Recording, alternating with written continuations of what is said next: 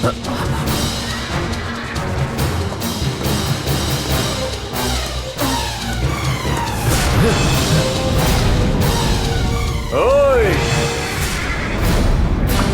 क्या हुआ तू?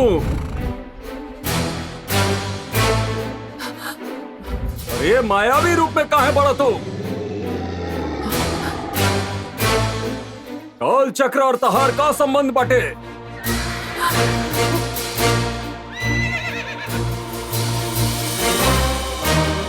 अरे जैसन हमहू माया पूर्वी मंत्र सिखले बानी, तू ये मंत्र विद्या के अद्भुत शक्ति का गलत इस्तेमाल काहे करता?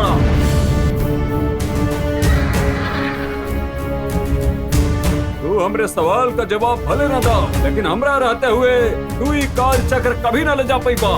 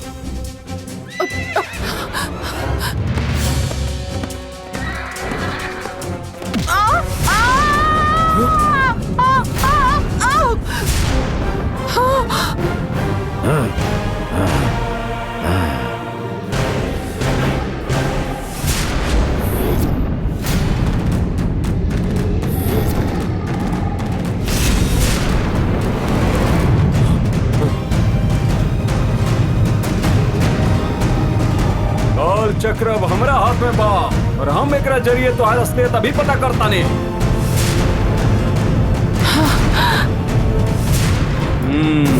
प्रसन्न प्रसन्न मायावी रूप शक्ति प्रसन्न प्रसन्न प्रसन्न माया स्वरूप शक्ति प्रसन्न प्रसन्न प्रसन्न।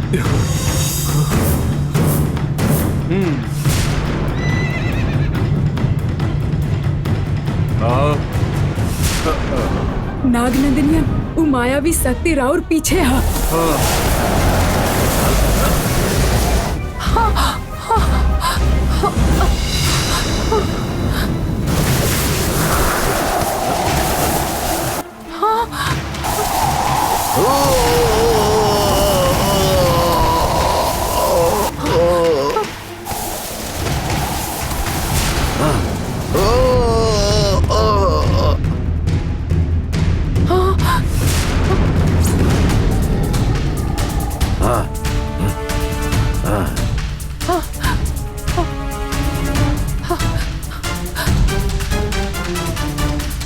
माधवी, ओकरा से लड़े खातिर तू अपना संपूर्ण शक्ति का उपयोग करा। हमहू अपना शक्ति का प्रयोग करा तानी और एकर पता लगावल जाई।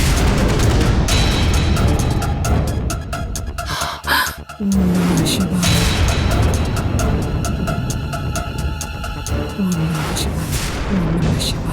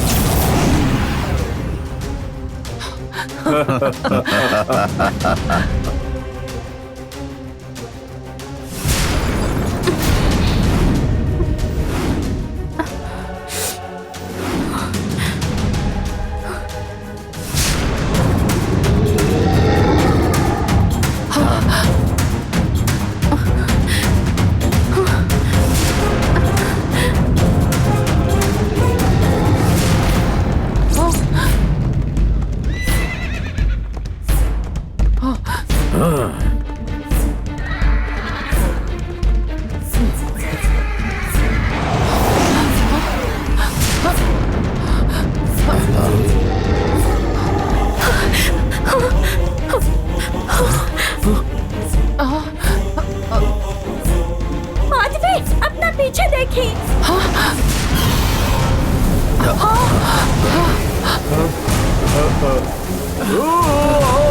हे भगवान।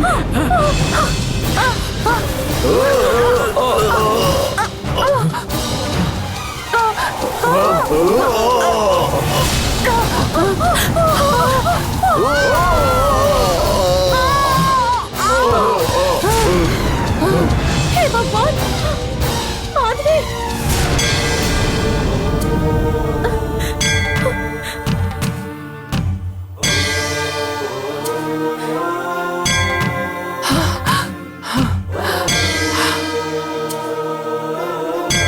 ना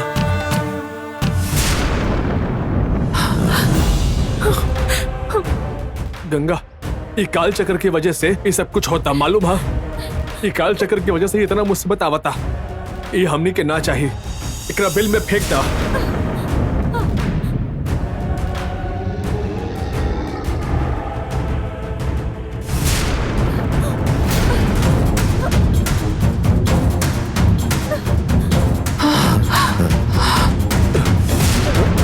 गंगा, वो घोड़ा नजदीक आवता। काल चक्र के फेंक दा।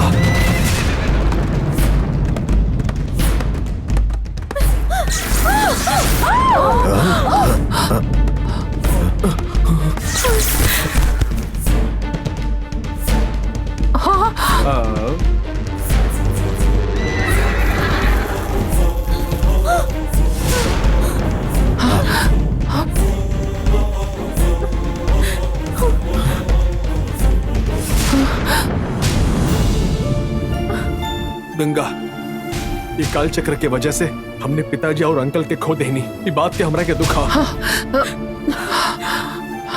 एकरा के ढूंढे खातिर न जाने कौन कौन सा शक्ति हमने के घर में आवता। अभी कहता नहीं एक घर में रखल अच्छा नहीं खे। ये हमने के ना चाहिए मतलब ना चाहिए। सीधा एकरा के फेंक द बिल में।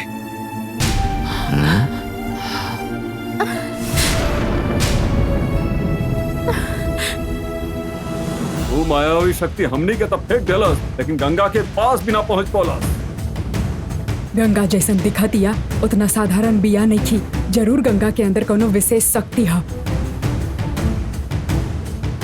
उस शक्ति के सामने मायावी शक्ति मुकाबला ही ना कर पाई। गंगा के शक्ति के अगर हमनी ढूंढ लेनी तो हमनी नंदिनी के भी आसानी से पकड़ पाई। हम पता लगा के रहा।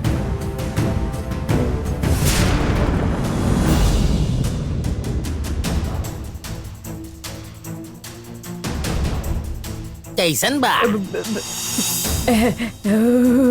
ई कलश के उनसे हासिल करे खातिर हमके बहुत लड़े के पड़ा। हम जितना विद्या जाना तनी ओकर इस्तेमाल करके हम उन लोग के हाथ से लेके आपके देले बानी, लेकिन हमके जौन 5 लाख रुपया मिले वाला रहा वो अबे ना मिलल। ई ओकरे 5 लाख रुपया जायज कर। मैडम, हमके आपसे को बात पूछे क्या? का पूछे क्या? साधारण मंदिर के कलश खातिर आप हमके 5 लाख रुपया काहे देत बानी? अगर एकरा पता चल गई कि एकरा बेचे के बाद हमके 1 करोड़ मिली तो ये हमसे चुरा ली। एकरा सच ना बताए के हाँ चाहिए। मैडम, आप कुछ बोलत नहीं किया। तो के हमार काम करे से मतलब है ना। इतना सारा सवाल जवाब काहे कर रहल बड़ा हमसे? चला जा है जा से निकला। अरे बर्तन के दुकान से 3,500 में खरीद के लिया कलश के। ये नकली कलश की कीमत ये मैडम 5 लाख रुपया दे लिया।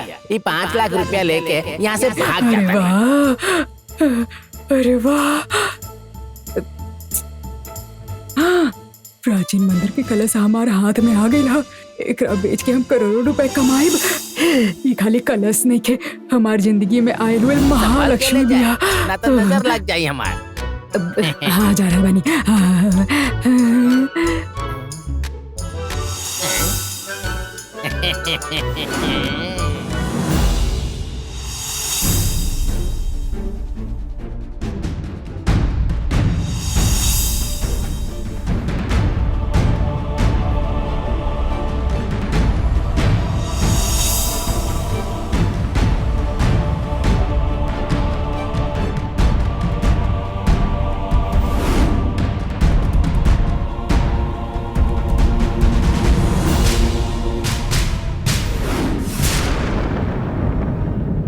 आज जो कुछ भी भइल बा वो देख के हमरा के डर लगता।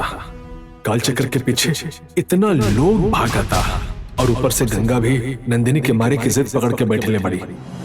हमार बात समझे के तैयार नहीं की।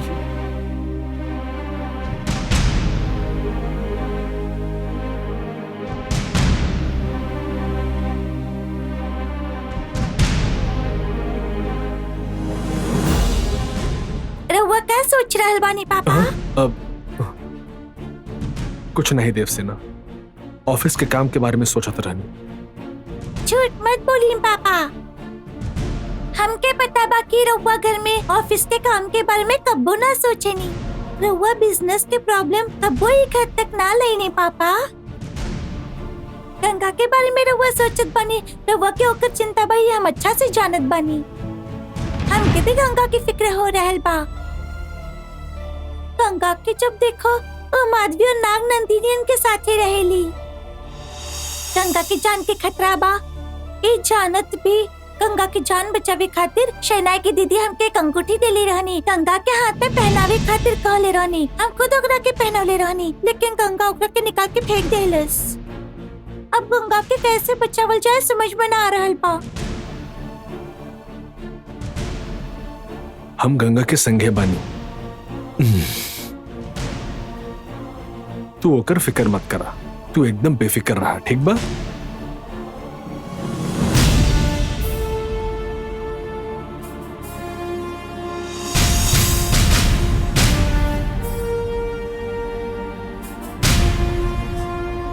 गंगा के मदद करे खातिर शहनाई की दीदी बाड़ी इता हम भूल गईले रहनी। शहनाई की दीदी से मिलके गंगा के प्रॉब्लम बताई तो वो हमने की मदद कर सके नहीं।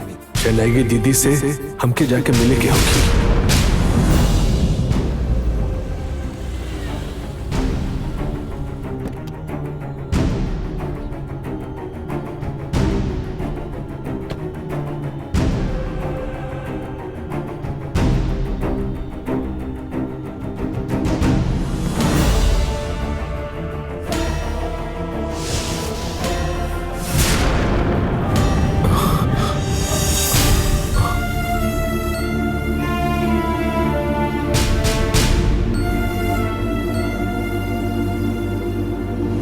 नमस्ते, आई रउआ। नमस्ते, बोली। रउआ से मिलके हमार प्रॉब्लम के सोल्यूशन मिल जाए ऐसा लगा था। यही से एजे आइल बानी। का समस्या? नंदिनी हमारे पिताजी के मारे के बाद गंगा बहुत बदल गईल बिया। नंदिनी के मारे खातिर ओकर गुस्सा इतना बढ़ गईल बाकी माधवी के संगे मिलके वो गलत रास्ता पे जात बिया। हमारे पिताजी के मरे के बाद नंदिनी के हमारे घर से हमेशा खातिर रिश्ता खत्म हो जाए ऐसा लागत रहे, लेकिन अब गंगा के ऐसा बर्ताव की वजह से और मुसीबत बढ़ गई बा। हमारे पिताजी के मरले वैसे ही नंदिनी गंगा के अभी मार दे, ये बात के डर हा हमके। गंगा नंदिनी के मार सकेली, लेकिन नंदिनी गंगा के कभी ना मार सकेली। रउआ कितना यकीन कैसे बा? कहे से कि गंगा नंदिनी के सगी बहन बिया।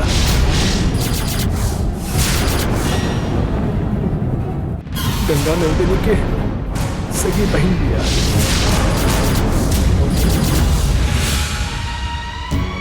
शिवनाग में रहे वाली पार्वती के जुड़वा बच्चा होत रहे, उनमें से बड़ ह नंदिनी और दूसर गंगा ह। हाँ?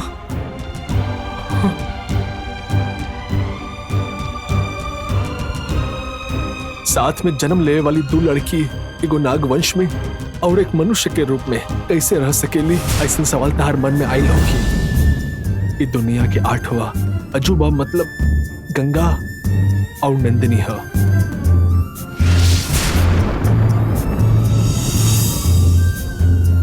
नंदिनी नागवंश में जन्म लेली, यही से वो शक्ति नाग है। गंगा मनुष्य वंश में जन्म लेली, यही से उस साधारण लड़की बिया।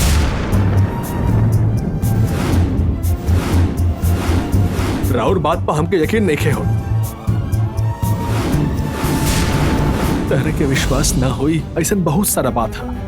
तहार महल में माधवी के संगे जौन नाग नंदनी रहेला ना, वो दूसर और क्यों नहीं पार्वती के सगा भाई बाले।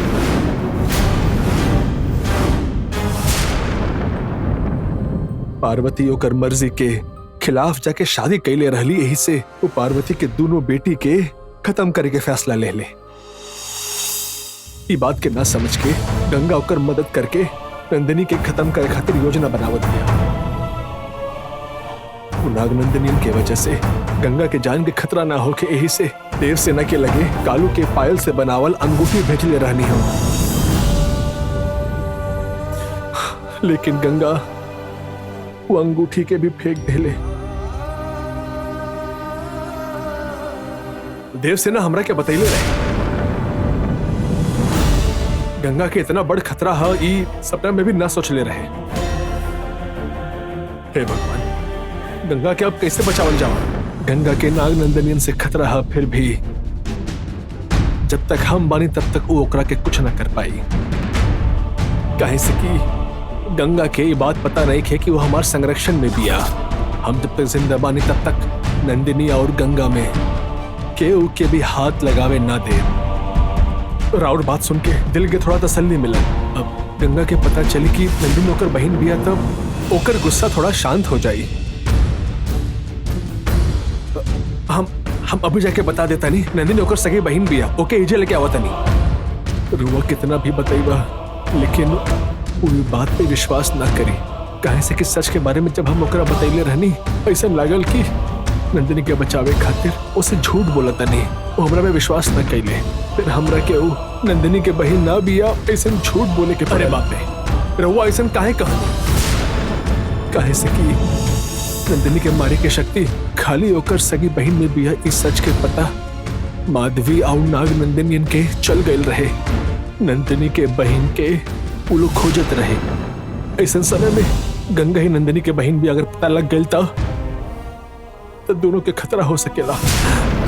यही से हम ना बताइनी। राउर बात भी सही बा। गंगा के नंदिनी के संगे कौनो रिश्ता नहीं खेती हम ओकरा खुद बतैले रहनी। वो दोनों के संगे कैसे लेके आई ये समझ में नहीं खे आवत। अब अगर हम सच बताए तो वो विश्वास न करे। वो काम हम कर दे। गंगा के नंदिनी से का रिश्ता बा ई हम ओकरा के बताई। नंदिनी के बिया ई हम गंगा के समझाई। अगर तू ये काम के पूरा कर देबा तो हमारा बहुत खुशी हुई।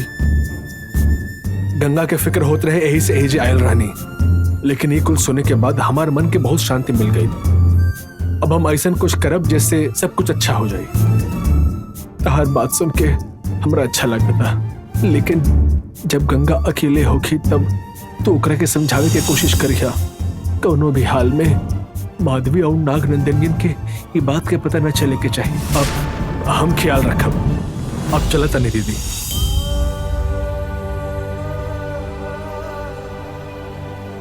कालू तहर आशीर्वाद से एक कोशिश की सफलता मिले।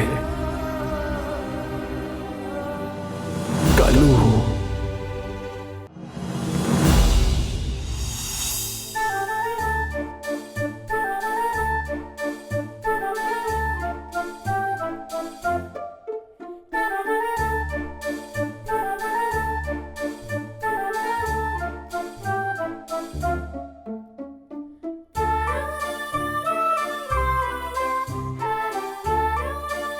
देवसेना, तू जैसन कहले रहलू वैसन ही हम आलू के सब्जी और लेमन राइस बनवली बानी। वेस्ट मत करिए, पूरा खाली है। ठीक बा? ठीक बा गंगा। अच्छा हमके बैग दे दे, हम लेके जाता नहीं। दे दो, हम लेके चल जाइब। चलो हम तो के गाड़ी तक छोड़ देता नहीं। गंगा हम अब छोटी बच्चा बानी का तो के बहुत सारा काम होखे। गंगा तू जाके अपन काम करे। गंगा हम चल जाइब। दा ठीक बा। आज तो हर एग्जाम बा ना, पूरा पेपर ठीक से लिखी है। ओके ठीक बा Ganga. By by by.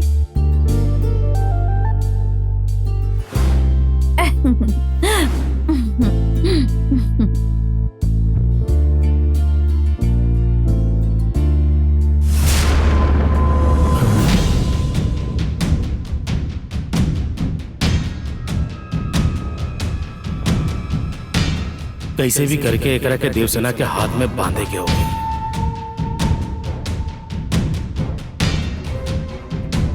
Devasena, तू बहुत पढ़ाई करेलू, हमरा पता बा। लेकिन तोरा कितना मार्क्स मिला हमरा नहीं पता। तोरा कितना मार्क्स मिलेला? लास्ट सेमेस्टर हमके A ग्रेड मिलल रहे, लेकिन ए बार सब में B ग्रेड मिलल। का तू फिर से A ग्रेड पावल चाहताड़ू? हाँ हमके वापस ए ग्रेड चाहिए, लेकिन ओकरा खातिर रोज बैठ के पढ़ाई करे के होगी। लेकिन हमके पढ़ाई करे से भी ज्यादा खेलर अच्छा लागेला, तो ए ग्रेड कैसे मिली? पढ़ाई करके ए ग्रेड पास सकेलू ऐसा कुछ नहीं के, बिना पढ़ाई करके भी तू पास सकेलू। बिना पढ़ाई करल कैसे मिल सकेला?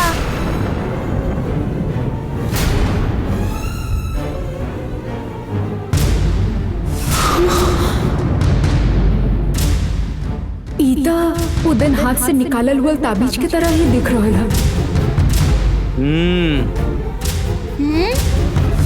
अरे देवसेना ऐसे काहे देखा तड़ू? ई शक्तिशाली ताबीज हमके एगो बड़ा मांत्रिक देले बड़े।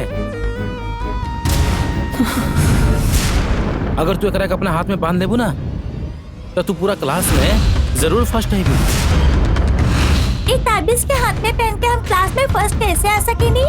मांत्रिक के बहुत बड़ ताकत होखेला। ये बात के तोहार दादाजी बहुत अच्छा से जानत रहले, ऐसे स्वामी जी के और माधवी के हमेशा अपना साथ रखत रहले। ऐसन आदमी के पोती होकर भी तू ऐसन मांत्रिक चीज पे विश्वास ना रखेलू। लागत बा ये शायद सच बोल रहा होगी। ई काहे देवसेना के हाथ में ताबीज बांधने की कोशिश कर रहा है।